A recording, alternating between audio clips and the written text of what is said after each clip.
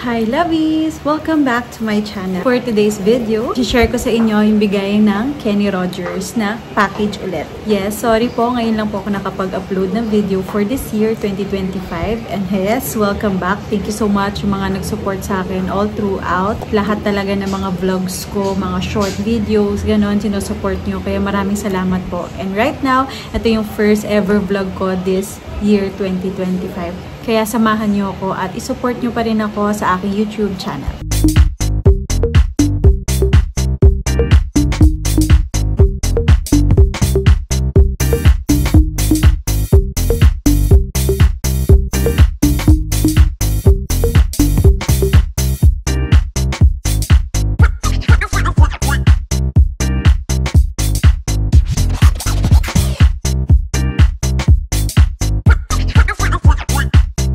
So, ito, share ko na sa inyo yung bigay ni Kenny Rogers. Itong Kenny Rogers, The Great Garlic Roast. And actually, guys, meron na to last year. Yes, before. And then, binalik na lang nila ulit. So, ito yung the greatest comeback ng Kenny Rogers ngayon. And FYI, ito yung kanilang package today. Yes, ito yung PR package. Ito yung box. Tapos, ito yung nilalaman niya. Ayan. Diba? Ang bongga. Merong power dito sa likod. Ayan. Pero nagamit ko na siya kanina and bongga siya. Grabe. First time ko ata magkaroon ng ganito.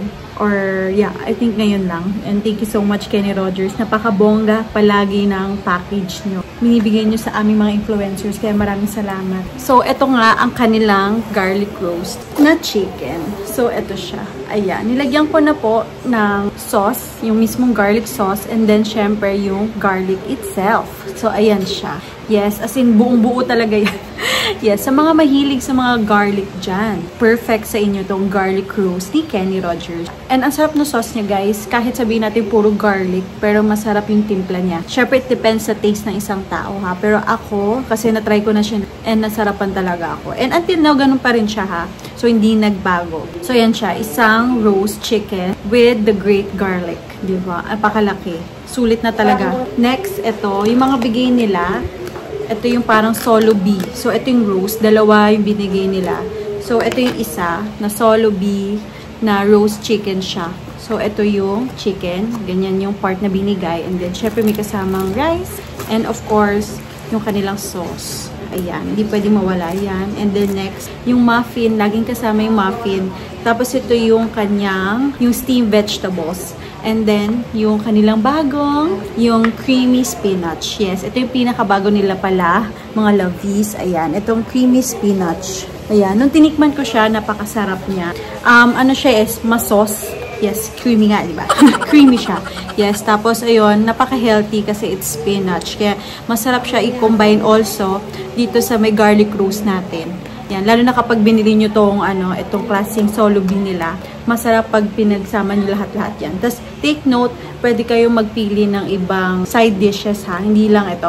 So, marami pa silang choices. Alam ko meron corn and carrots, yung sour cream and chives, ano pa ba? Coleslaw, macaroni, macaroni cheese, ganyan, mac and cheese. Tapos, ano pa ba? Nakalimutan ko na. Pero, ayun yung yung spinach, yung creamy spinach na mashed potato. Ayun, masarap. So, ayun, madami. Yun yung mga in-order ko kasi mga nabagit. Tapos, ito laging kakainin nyo kapag if ever order kayo ng solo beef. Then, next, ito din. Actually, pareho lang siya. Tapos, yung part lang nag-iba. Pero, malaki din. Tapos, kasama din yun. So, tinatawag dito solo beef. Kasi nga, pag solo A, guys, siya, isang side dish lang. Yan. Okay? Hello? Sama daw siya sa vlog. Say hi! Oh. Say hello. Frankie. Ganon. And next one, guys, ito yon yung kanyang burger steak. Pero, din siya, yung garlic. So, ito naman ang nilalaman niya. So, ako kasi, I'm a person na mahilig sa mga burger steaks din. Yan. So, ito, solo beef siya. So, same lang siya. Nung katulad pinakita ko sa roast chicken kanina. So, siya, 2 side dishes. Tapos, may muffin na. Tapos, ayan. And, wait lang guys, may kasama talaga siyang rice. Ito siya, yung kasamang rice. Di kasi pwede dito malalagyan na ng sauce yung kanin, yung nilalagyan na ng kanin. So, sineparate. So, ayan. Hinagatan ko nga, Pero ayan, ang laki din ng patty nila, napakasulit na. And hindi siya yung manipis, makapal-kapal siya. Tapos masarap lang din, pero hindi siya with mushroom guys ha. Baka in-expect nyo yung mga burger steak with mushroom, pero wala. Ano siya, garlic naman. Ayan. So ito, steamed vegetables ulit, muffin, and creamy spinach. Ayan. So dalawa din ito. Ito. Same lang siya. Ayan. Tan! Ayan siya. So, ayan guys, meron din kasi silang binigay na parang flashcard sa tinatawag. Ayan. So, gusto ko lang din bagitin sa inyo yung mga description, each ng binigay nila. So, unahin natin dito. So, ito yung ano nila, pinakauna, the Great Garlic Roast. So, this one, indulge in the overloaded garlic flavors of the Great Garlic Roast and the mouth-watering goodness of the Great Garlic Burger Steak. O, diba? Ang bongga.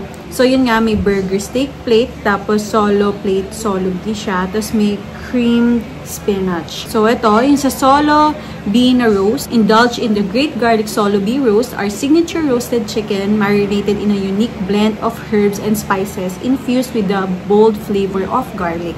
So, yung sa garlic burger steak, get ready for a garlic overload with the Great Garlic Burger Steak. This mouth-watering dish features a juicy 1/3 beef patty top with our signature great garlic sauce and roasted garlic cloves, 2 sides, rice, and a muffin. Ayan. Yan lagi kasi yung inclusions niya pag bumili ka ng solo beef. So, ayan guys, share ko lang sa inyo yung bigay ni Kenny Rogers ngayon.